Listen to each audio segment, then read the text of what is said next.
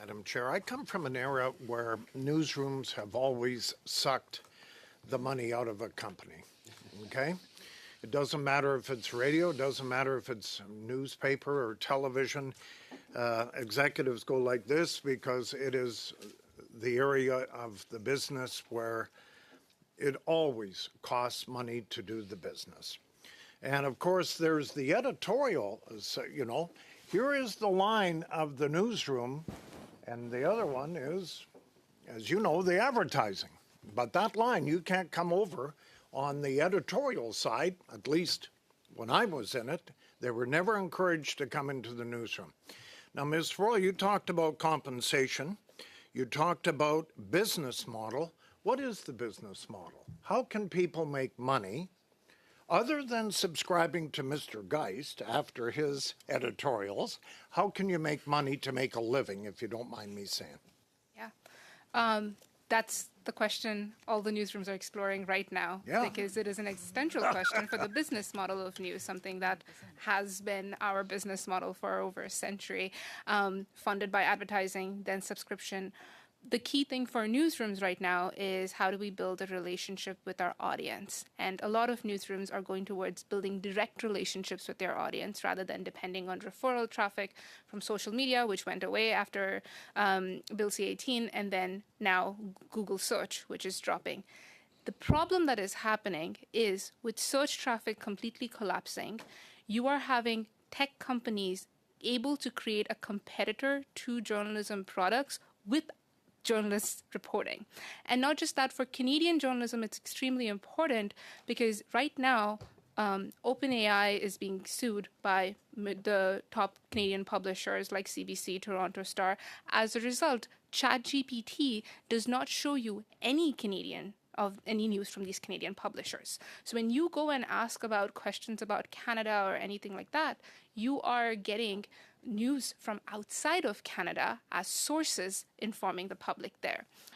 But still, as a user, it's a really great product. And so people are getting that as a competitive product. It still is able to give me news about Toronto from public sources.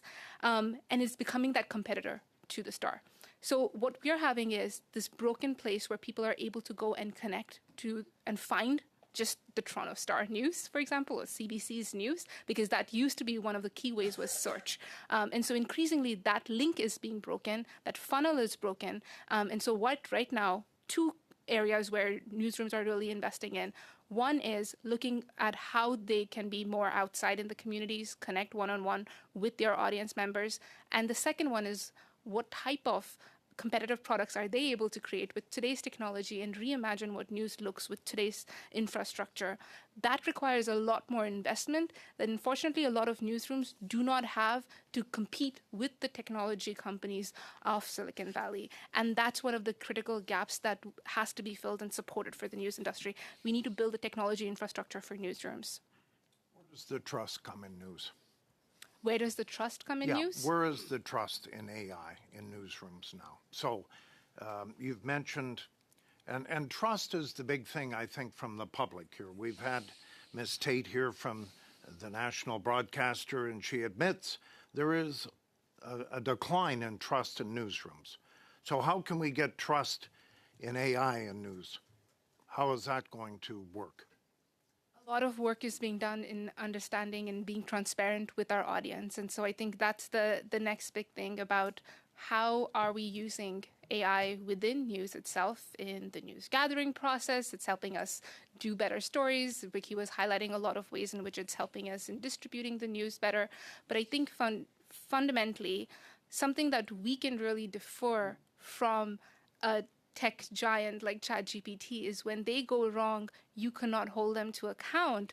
If CBC is wrong, any of the major newsrooms are wrong, we have a person to call up and at least talk about that it's giving us the wrong information.